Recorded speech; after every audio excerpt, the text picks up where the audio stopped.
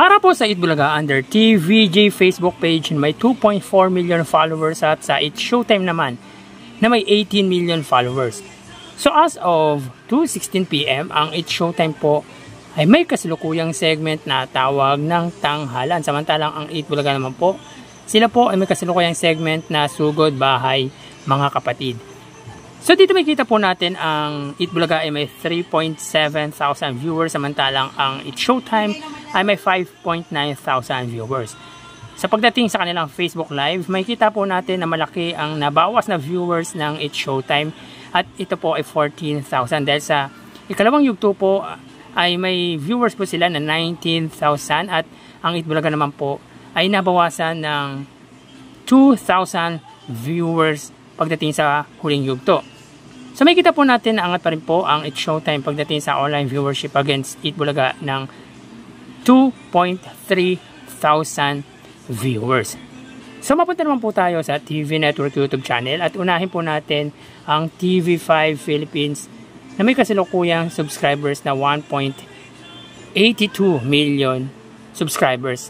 Samantalang sa It's Showtime naman po under GMA Network YouTube channel na may kasalukuyang subscribers na 34 or 35.4 million subscribers. So as of 2:17 PM ang It's Showtime, sila po ay may 24,000 viewers, samantalang ang Itbulaga naman under TV5 ay may 31,000 viewers. So ulitin po natin mga kaparokya, as of 2:17 PM ang It's Showtime under GMA ay may 24,000 viewers, samantalang ang Itbulaga naman po ay may 31,000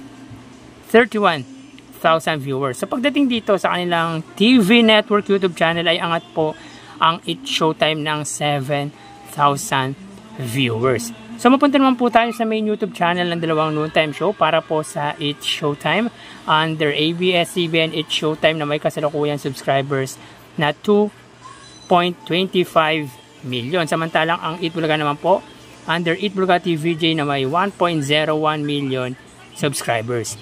So as of 2:18 PM ang It's Showtime ay may 67,000. Samantalang ang Itbulaga naman po ay may 44,000. So ulitin po natin mga kaparokya, as of 2:18 ang It's Showtime ay may 67,000 viewers, samantalang ang Itbulaga naman po ay may 44,000 live viewers.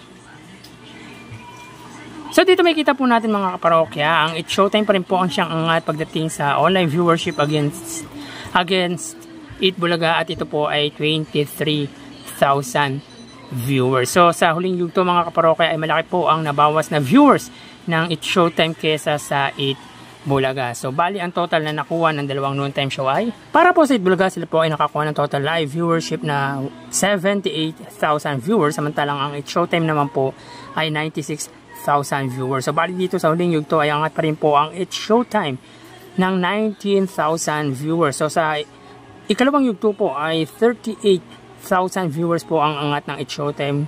Ngunit sa huling yugto ay 19,000 viewers na labang. So malaki po talaga ang nabawas na viewers ng It's Showtime pagdating sa huling yugto. So yan po ang lumalabas sa kanilang online viewership as of 2:20 PM. At bukas ho ay matutunghayan nyo na naman ang panibagong yugto ng ating online views update ng dalawang noontime show dito sa bansa. Magpapaalam na po ako.